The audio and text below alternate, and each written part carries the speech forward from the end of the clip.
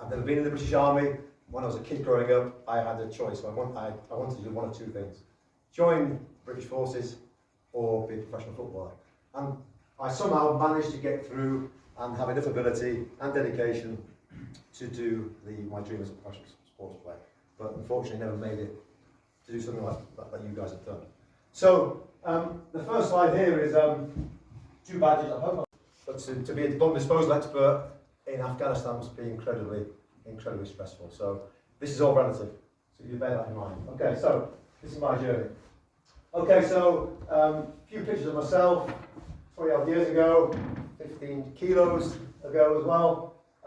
I started again, I finished professional football at 29 years old. I had an illness, couldn't shake it off, and I had to back in. The same week, my immediate family were fought in various campaigns. And if I get any terminology wrong, I do apologise, but I'll try my best. My great-great-grandfather was a pacifist. He didn't agree with fighting, but he wanted to help. He fought at Passchendaele and the Somme as a stretcher bearer, and he was taken out of conflict after being shot 3 times, and he was hit with mustard gas.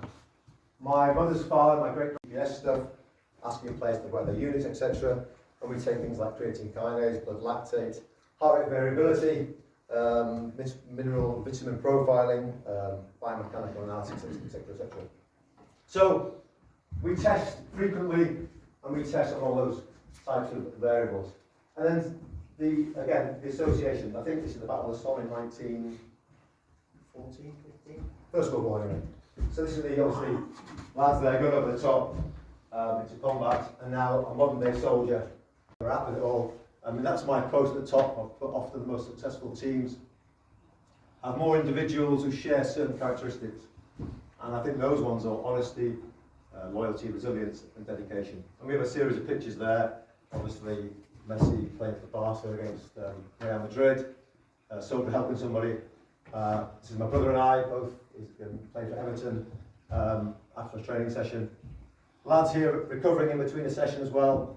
Good friend of mine, Dwayne, who I work with at Oxford, and obviously I think this is the Royal Engineers making some sort of bridge. But without all these things here, I think, in my opinion, you won't be successful at all. And that doesn't matter if it's professional sport, it doesn't matter if it's the British Army, it doesn't matter whatever it is. So I think it's lengthy CVs, they're very impressive, PhDs, master's students, and I just scroll down to the bottom of it.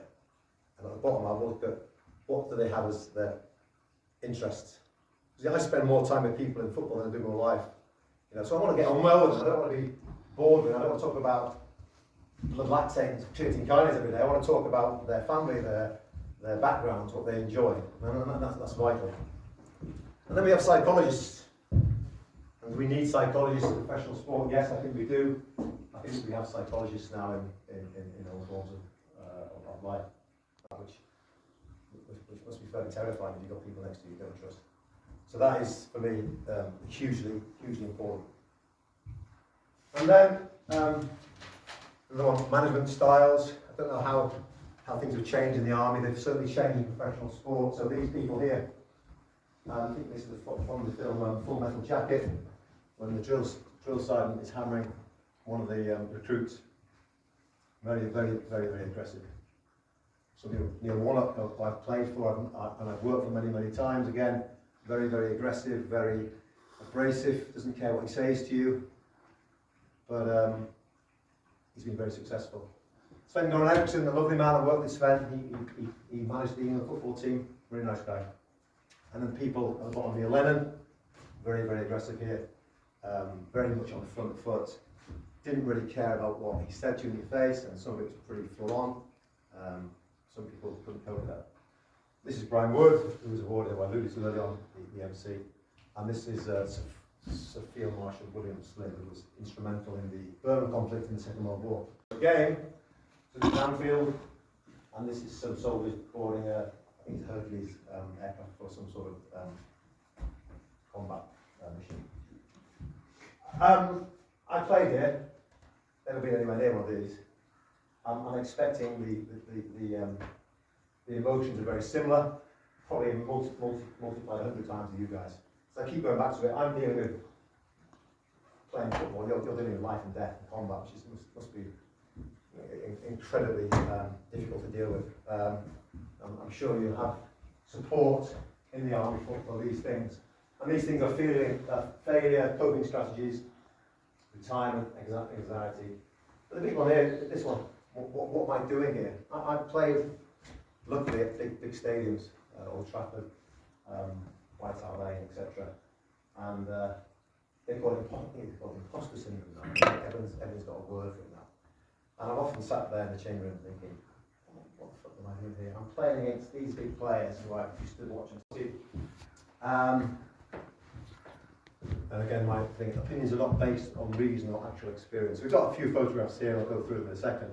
Various ones about how things have changed and how they need to change. But I want to make this really crystal clear. Very clear indeed. These are only my experiences. And the notion I'm standing here talking about these things here is quite sad, really. There is no place for these things in football, in life, in the forces, yet it still exists. It still exists. Is it getting better? I think so. Can it get better? 100%. But it means a lot to me, this, and I'm sure it means a lot to everyone in this room. I haven't really experienced racism in a changing room, and I've been in changing rooms for 32 years. And I've been in places where people are really passionate, but incredibly aggressive crowd. When you go to Millwall, you go with a bit of fear, or you pick the team that have got the strongest characters. So I'm playing right back, and some of the abuse, homophobic and racist abuse that was shouted to the players.